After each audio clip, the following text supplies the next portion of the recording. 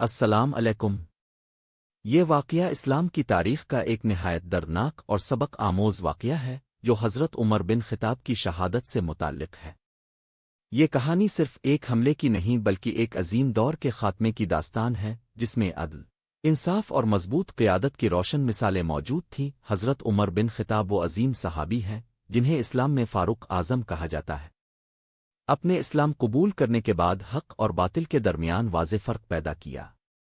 آپ کی زندگی سادگی، عدل، خوف خدا اور امت کی خدمت سے بھری ہوئی تھی۔ جب آپ خلیفہ بنے تو اسلامی ریاست ایک وسیع سلطنت میں تبدیل ہو چکی تھی۔ عرب، شام، عراق اور ایران کے بڑے علاقے اسلام کے زیر نگین آ چکے تھے۔ حضرت عمر کا دور خلافت، عدل و انصاف کی اعلیٰ مثال تھا۔ آپ راتوں کو خود مدینہ کی گلیوں میں گشت کرتے تاکہ کسی غریب، یتیم یا محتاج کی حالت کا علم ہو سکے۔ اگر کسی گھر میں فاقہ ہوتا تو اب خود بیت المال سے سامان اٹھا کر ان کے دروازے تک پہنچاتے۔ اب کی حکومت میں امیر اور غریب کے درمیان کوئی فرق نہیں تھا اور قانون سب کے لیے برابر تھا۔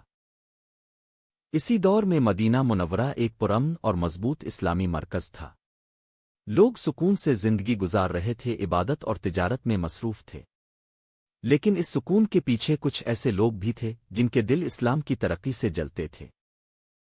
انہی میں ایک شخص فیروز ابو لولو مجوس بھی تھا جو ایران سے تعلق رکھتا تھا۔ یہ شخص حضرت مغیرہ بن شعبہ کا غلام تھا اور مختلف ہنر جانتا تھا، خاص طور پر لوہے کا کام کرتا تھا۔ وہ مدینہ میں رہتا تھا لیکن اس کے دل میں اسلام اور مسلمانوں کے خلاف حسد اور دشمنی پیدا ہو چکی تھی۔ اس کی ناراضگی کی ایک وجہ یہ بھی بیان کی جاتی ہے کہ وہ اپنے آقا سے کچھ مالی معاملات میں ناخوش تھا اور اس نے شکایت حضرت عمر تک پہنچائی تھی۔ حضرت عمر نے انصاف کے ساتھ اس معاملے کو دیکھا لیکن وہ فیصلہ فیروز کے حق میں نہ تھا۔ اس فیصلے کے بعد فیروز کے دل میں غصہ اور زیادہ بڑھ گیا۔ وہ خاموشی سے مسلمانوں کے خلاف سازشیں سوچنے لگا۔ اس کے دل میں یہ خیال جڑ پکڑنے لگا کہ اگر اسلامی ریاست کے سربراہ کو ختم کر دیا جائے تو شاید حالات بدل جائیں۔ لیکن اسے اندازہ نہیں تھا کہ وہ جس شخصیت کے خلاف سوچ رہا ہے وہ ایک ایسا خلیفہ ہے جس کی راتیں عبادت اور دن امت کی خدمت میں گزرتی ہیں۔ حضرت عمر کو اس قسم کی دشمنیوں کا علم نہیں تھا، اگر تھا بھی تو اب ہمیشہ اللہ پر بھروسہ رکھتے تھے۔ آپ کی زندگی میں خوف صرف اللہ کا تھا، کسی انسان کا نہیں۔ آپ ہمیشہ دعا کرتے تھے کہ اللہ تعالیٰ امت کو فتنوں سے محفوظ رکھے اور دین کو مضبوط رکھے۔ مدینہ میں زندگی معمول کے مطابق چل رہی تھی۔ لوگ اپنے کاموں میں مصروف تھے، کھیتوں میں کام ہو رہا تھا، بازار آباد تھے اور مسجد نبوی میں عبادت کا سلسلہ جاری تھا۔ حضرت عمر اپنی ذمہ داریوں کو انتہائی دیانتداری سے انجام دے رہے تھے۔ آپ روزانہ لوگوں کے مسائل سنتے، فیصلے کرتے اور انصاف قائم رکھتے۔ اسی دوران ایک دن فیروز نے اپنے دل میں ایک خطرناک فیصلہ پختہ کر لیا۔ وہ اب خاموشی سے اس منصوبے کو عملی شکل دینے کی تیاری کرنے لگا۔ اس نے ایک خاص خنجر تیار کیا جس کے بارے میں کہا جاتا ہے کہ وہ 2 دھاری تھا اور بہت تیز تھا۔ اس خنجر کو وہ اپنے کپڑوں میں چھپا کر رکھنے لگا۔ اس وقت مدینہ میں کسی کو اس خطرے کا اندازہ نہیں تھا۔ سب لوگ اپنے خلیفہ پر مکمل اعتماد رکھتے تھے کیونکہ حضرت عمر نہ صرف ایک حکمران تھے بلکہ ایک ایسے رہنما تھے جو خود بھی سادگی کی زندگی گزارتے تھے۔ ان کا گھر عام لوگوں کے گھروں کی طرح تھا۔ ان کے کپڑے سادہ تھے اور ان کی خوراک بھی معمولی تھی۔ راتیں عبادت میں گزرتی اور دن عوام کی خدمت میں۔ حضرت عمر اکثر فرمایا کرتے تھے کہ اگر دریائے فرات کے کنارے کوئی کتا بھی بھوکا مر جائے تو عمر سے اس کا حساب لیا جائے گا۔ یہ وہ احساس ذمہ داری تھا جو کسی عام انسان میں نہیں ہوتا۔ اسی طرح وقت گزرتا رہا اور وہ دن قریب آتا گیا جس دن یہ عظیم واقعہ پیش آنا تھا۔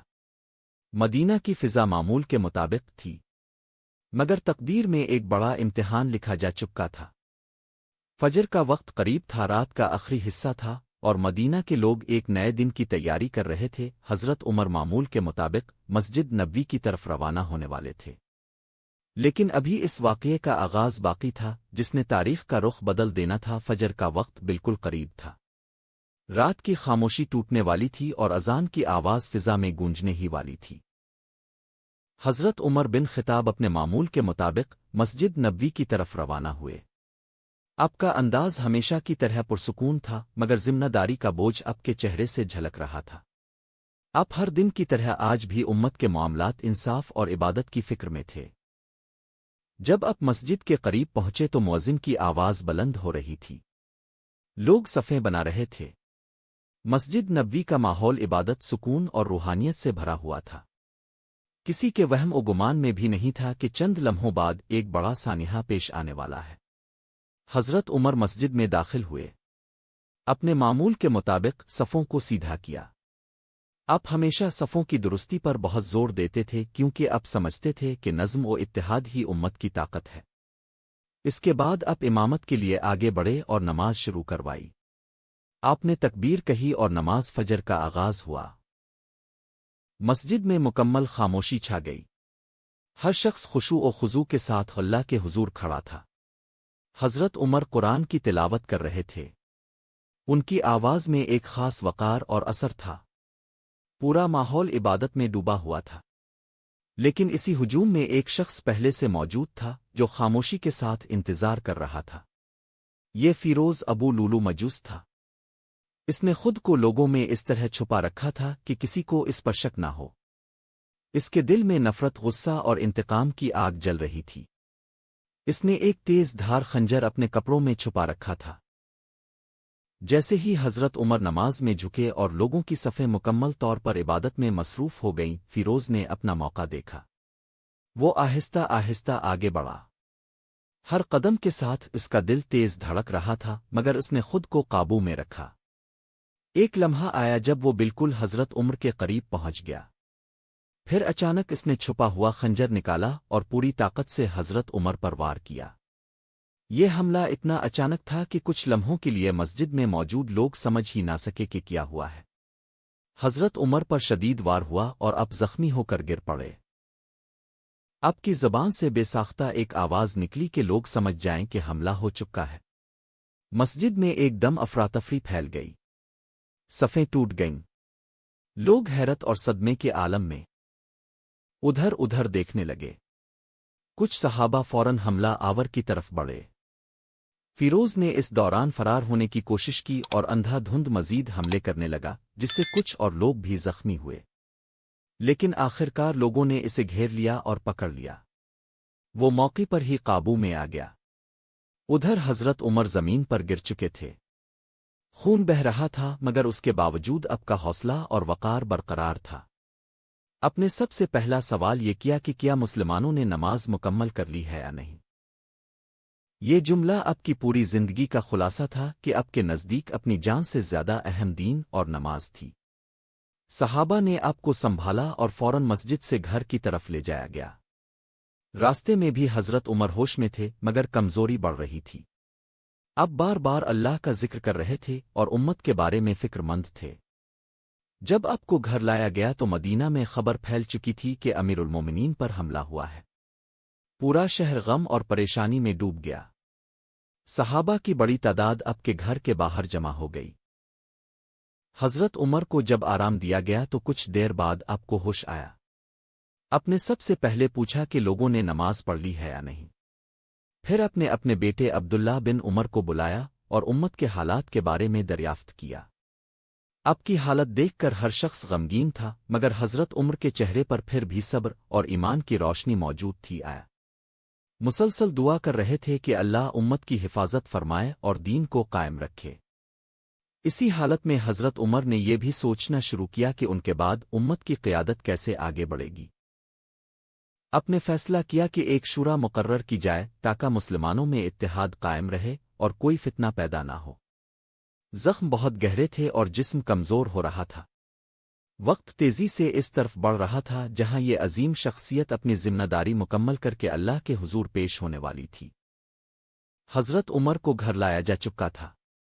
پورا مدینہ اس خبر سے لرز اٹھا تھا کہ امیر المومنین پر قاتلانہ حملہ ہوا ہے۔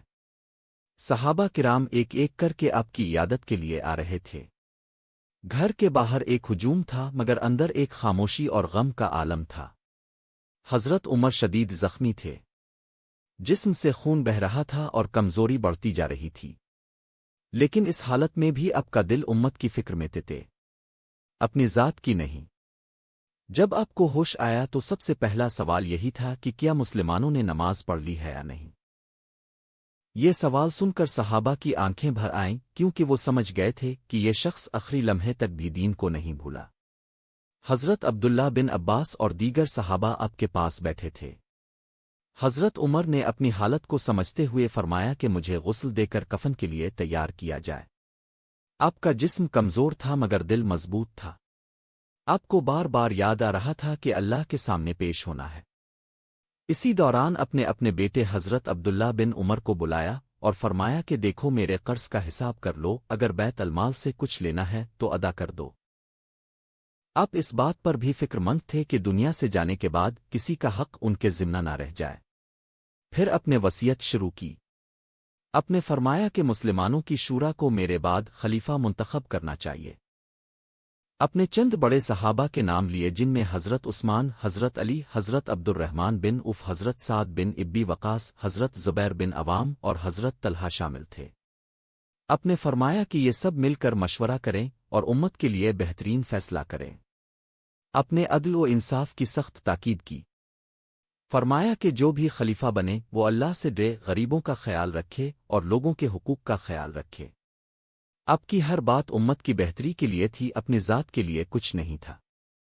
اس حالت میں ایک وقت آیا جب حضرت عمر کی طبیعت مزید بگڑنے لگی۔ مدینہ کی فضا غم سے بھاری ہو چکی تھی۔